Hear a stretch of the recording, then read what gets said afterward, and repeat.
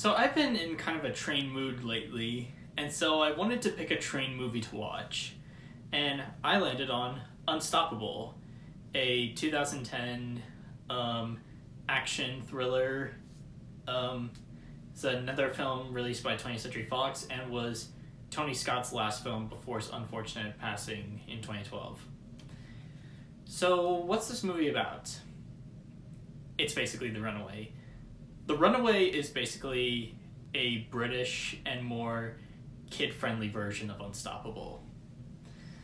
But I thought it was fine. Like a fine kind of turn your brain off popcorn flick. The biggest highlight of the movie to me are the locomotives. Like, this film shows just how powerful and threatening that these diesel engines can be. And that's thanks to some really great crashes, some great direction and editing.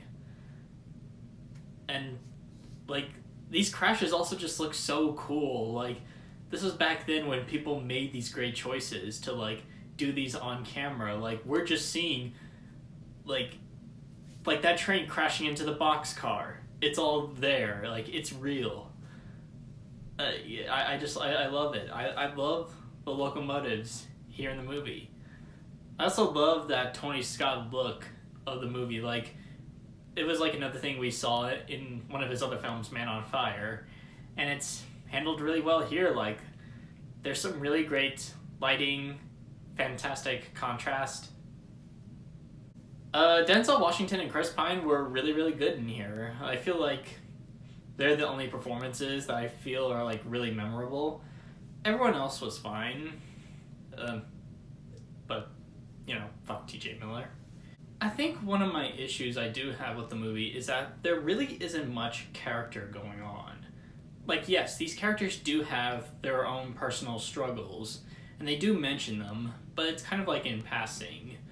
And it doesn't really feel like a big deal in the whole grand scheme of things. And yeah.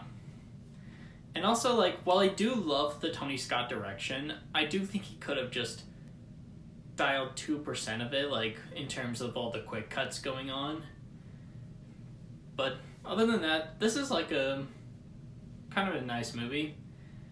And, yeah, I love trains.